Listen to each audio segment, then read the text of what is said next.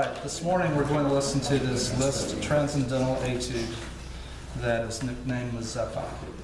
And so this is a great example of the virtuosic style of Franz Liszt. So this is the third version of these etudes that was finished in 1852 when Liszt was in Weimar. And this is based on a story. I told you about that last class. But it depicts this wild horse ride. So the opening page is an introduction. Here the series of fully diminished seventh chords, and then this cadenza that is sweeping scales up and down the keyboard. On the second page then is the main theme of the etude. So it's based on this one theme that continues to return. Each time it returns, it has fewer notes in between the notes of the theme. So you see the first time that it's presented, it's written on 3 staves. And the outer staves is the theme, and then the middle stave is then the background element, the etude element, which is double notes. And so you have fast hand position changes.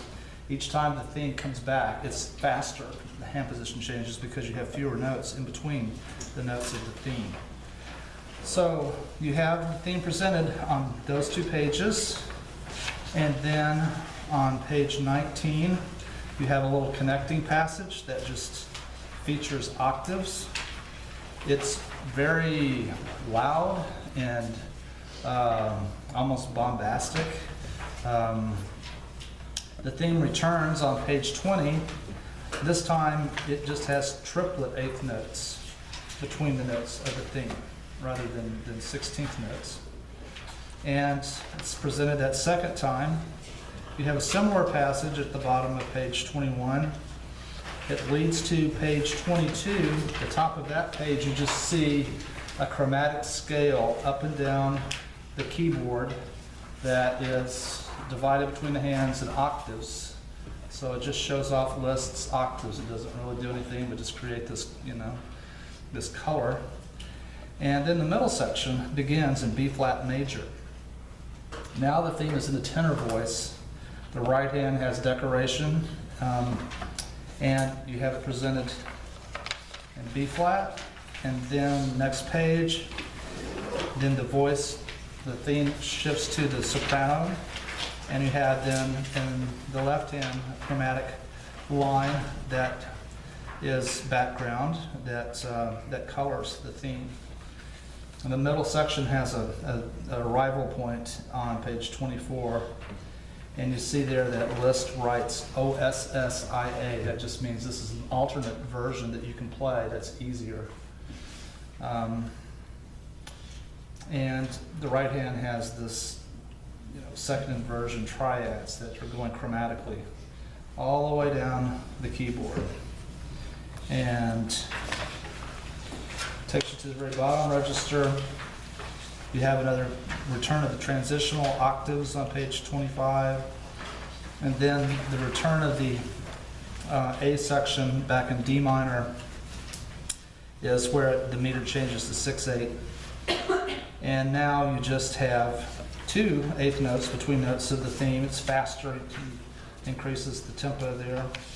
And then the last time you hear the theme is on page 27, and now you just have 1 note in between the notes of the theme. So the hands are going back and forth real quickly on page 27, and it shifts to 2/4. There is then a coda that begins on page 28. So the last 2 pages are a coda. There's a little recitative at the bottom of that page, and a moment of consolation. And then the key changes to D major, and the etude ends. It's kind of a Picardy third, heroic apotheosis idea. And that quote from the Victor Hugo poem is the poem about Mazeppa, that he survived and that he became the king. All right.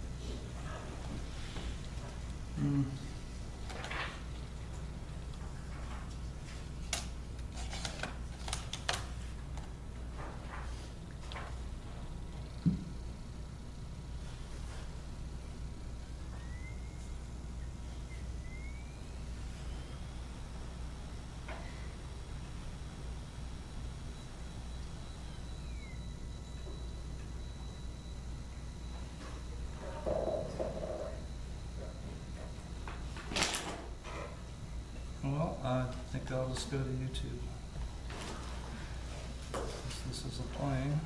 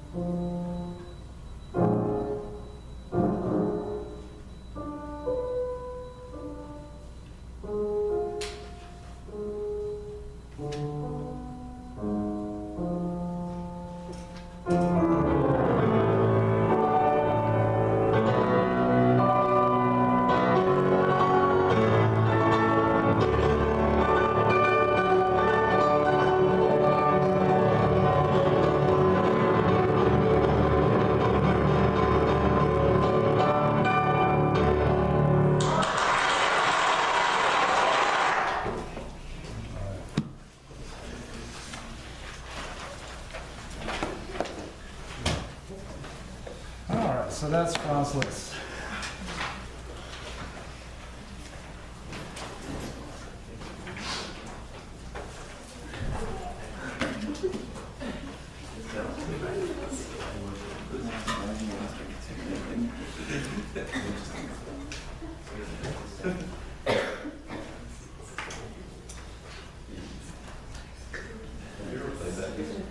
I practiced it.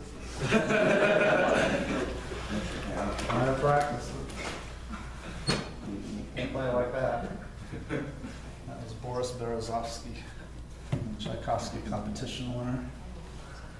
And yeah, so you can see how Liszt was, you know, just this huge, bigger than life figure, and extremely dramatic and emotional. He would become overwhelmed with his emotions and sometimes pass out on stage. You know, rush up and revive him, and then he'd continue. He would do things like playing and then, you know, play something like that, and then he'd walk out in the audience and talk to the people. How did you like that? And what do you think of me? Yeah, so he was quite the showman, quite a character. But really a very serious musician. As he got older, he got more serious, actually. But he had quite a flamboyant youth. All right, so final exam is on Tuesday morning at 7:30. The last 7:30 appointment, probably for your music major career. Yeah. And so I'm going to give you a couple things that you can be ready to do. The main thing is the essay, that you know that you need to have a list of characteristics in mind to talk about. On an example that will be either one that's a vocal work, that would be a 19th century German art song, or it will be a keyboard work. And so I will ask you just to describe the musical style, and so I expect you to make statements that have to do with different aspects of the music, and to then relate that to an era and possibly a composer who might have written a work like that. And so it's very similar to what you've done in the last two tests, but I just will give you as detailed of a prompt. Okay, so I think what we'll do is to just do like a little study guide, since we've got time this morning, and just go through and just have a list of all the different works with the dates and forms and poets and so forth. And then maybe do a little listening practice, okay? So, and then along the way, and then, you know, kind of review some of the main things. So the 19th century art song in Germany became a really important and very successful genre because of the works of Franz Schubert, for one thing, but it had to do with the relationship of the piano and the voice, this equal partnership, that they're both united with the goal of expressing the meaning of these lyrical German poems. And so two of the poets that I talked about were Goethe and Heine, but then of course there are many others, but those were two of the main poets who inspired lots of musical compositions.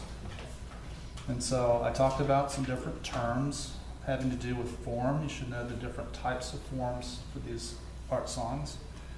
So the main one that we saw was modified strophic. So a strophic form has to do with one melody that's used for several verses. And modified strophic just means that it's written out when that melody is repeated. And it can be changed slightly, but you have the idea of one basic melody that is set to different verses. A second type was the through composed type, which followed the text but didn't have organized, returning sections. So it wasn't in a strophic pattern, it wasn't in an ABA. So it's a more open-ended kind of term, and kind of catches all the other types that aren't strophic or ABA. Some other terms that I used were the term syllabic, and so that just indicates a setting of a text that has one note per syllable.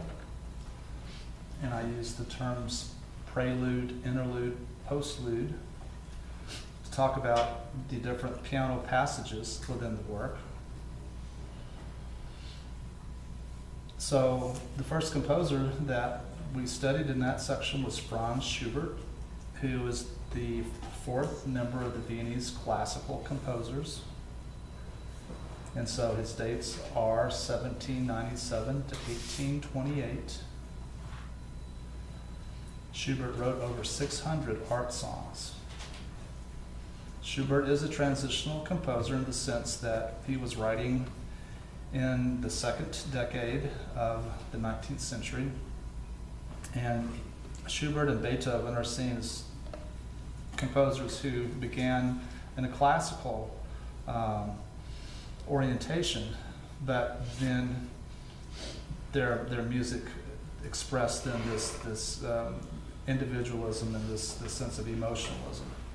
And so Schubert's art songs are his most romantic genre, and he was a real master of the art song. So some things that he was especially successful with are his pictorial effects. So you should know what that term pictorial means. So pictorial has to do with musical patterns that create visual images, such as galloping horses or spinning wheels.